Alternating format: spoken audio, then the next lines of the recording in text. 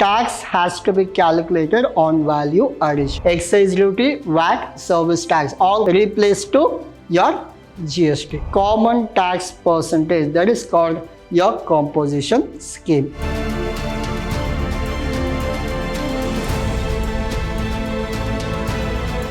A warm welcome to one and all. This is your Adasha here, lecturing Vidhyaashram First Grade College, the Temple of Excellence. And now we are discussing your tax management unit 6.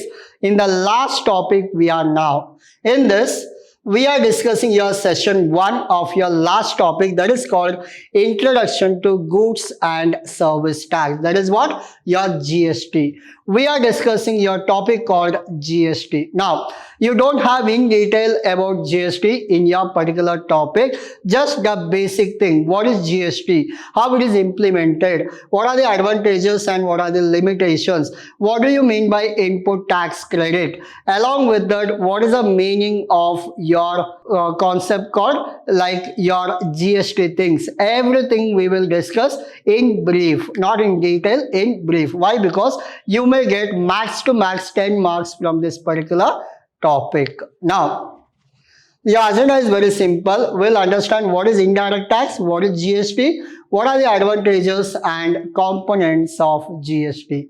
Now, your indirect tax. Now, earlier, you know what is direct tax. Whatever we discussed, like your income from house property, salary, business or profession, capital gain, other source, all we consider as income tax. What is indirect tax? I'll tell you. There are two things there. One is direct tax, one more is indirect tax. What do you mean by direct tax and what do you mean by indirect tax?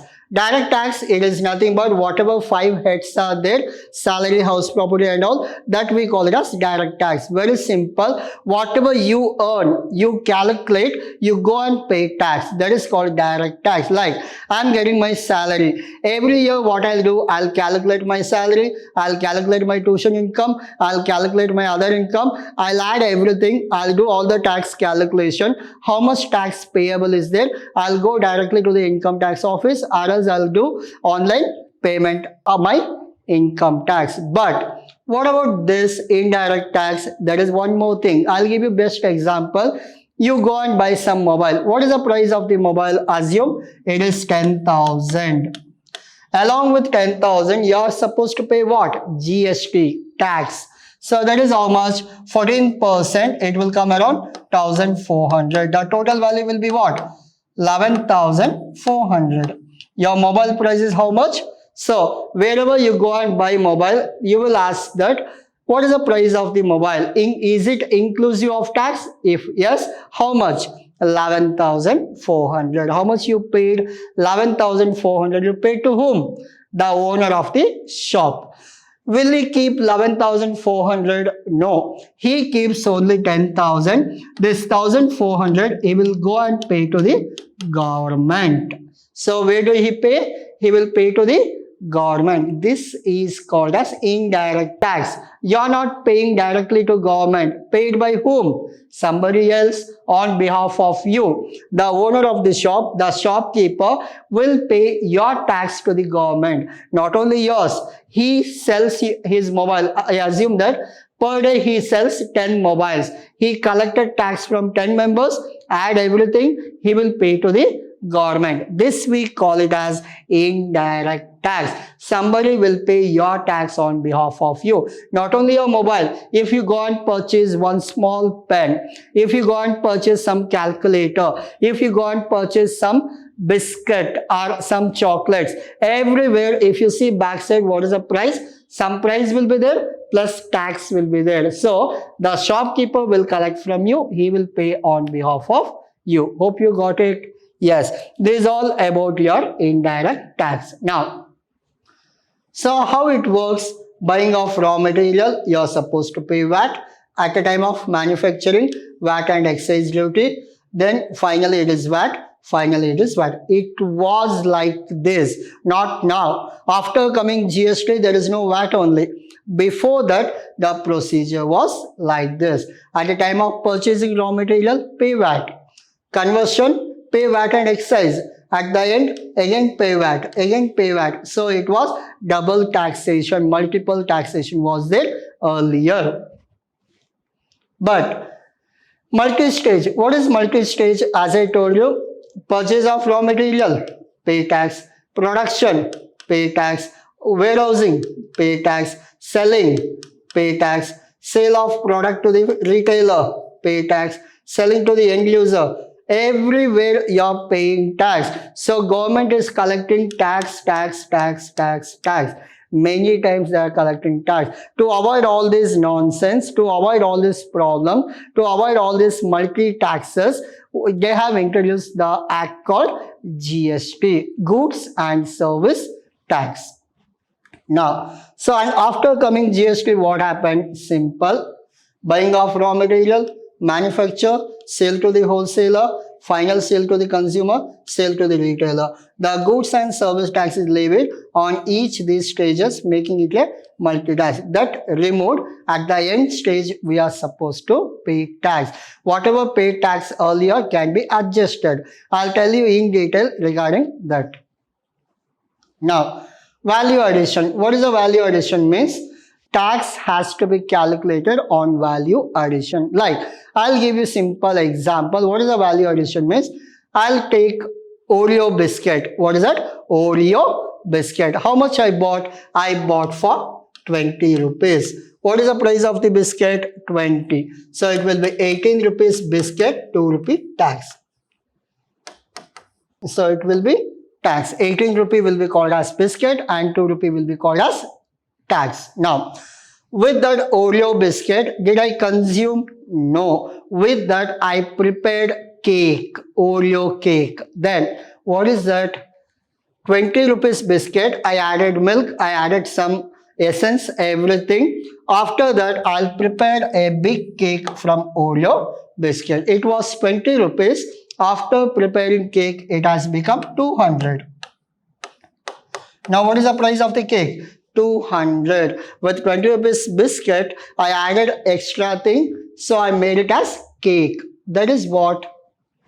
Value addition. 20 rupees, you added around 180 rupees addition. Milk, dry fruits, your energy, everything is included in this. Those are called as value additions. Hope you got it? Yes. Now, just assume that, see, there is a flour, sugar. You know that flour and sugar, that is a normal one. That is converted to what? Biscuit. That is a value addition. Then you added label to that, value addition. After that, it has become the final design and all. That is also value addition. Means step by step you are increasing its value.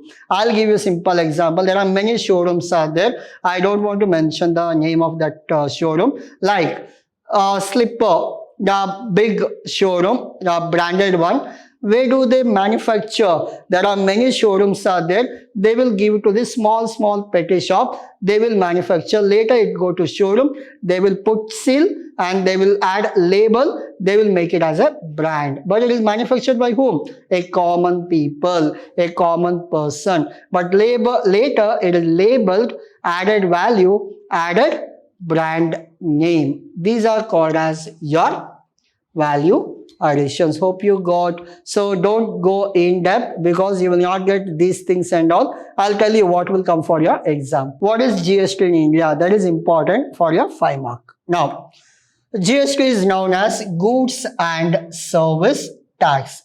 It is an indirect tax. One more point, which has replaced many indirect taxes in India, such as excise duty, VAT, service tax, all replaced to your GST. Now, Goods and Service Tax was passed in the Parliament 29th March. When the GST implemented? 29th March 2007. It is not implemented. It was Act passed on 29th March 2017. Other words, Goods and Service Tax is levied on supply of goods and services. These are the things. And why they introduced GST? To avoid multi-stage taxes. GST is a single domestic indirect tax law for the entire country. Hope you got it. Clear? For 5 marks, you are supposed to remember these many points. Next, these are very, very, very important. Your advantages of GST. Now, so what are the advantages? Like removing cascading effect. Cascading means what? Double tax. Remember, if you want, you can write down. Cascading means double tax. For the same goods, you are not supposed to pay 2 times tax, only 1 time. That is called cascading. Higher threshold limit. You have threshold limit is higher for GST. Composition scheme. What is composition scheme means? Instead of like in your shop there are 100 of products are there, each will come 14%, 12, 8, 9% of GST. If you are in confusion, you can apply for composition scheme. All to put together, it may come 5%, 4%. So I don't go in detail, but remember common tax percentage, that is called your composition scheme. Then we have simpler online facility like easy and relatively less compliance under GST. There is no confusions. Confusions are there, but very less. Defined treatment for e-commerce. For e-commerce, it is very easy.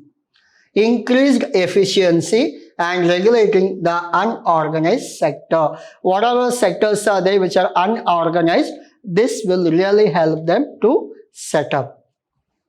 Now, what are the components? These are very important actually. Under GST, we have CGST, SGST, IGST. So these are the topics we have under your components of GST. CGST, SGST, IGST. So CGST means your central goods and service tax. SGST, state goods and service tax. IGST, integrated goods and service tax. These are the abbreviations. Yes. So I'll go back to all your previous slides so that you can take screenshot. So these are the agenda. Your indirect tax, multi-stage. What is GST? What are the value additions? What are the value additions? What is GST in India? Advantages of GST. Components of GST.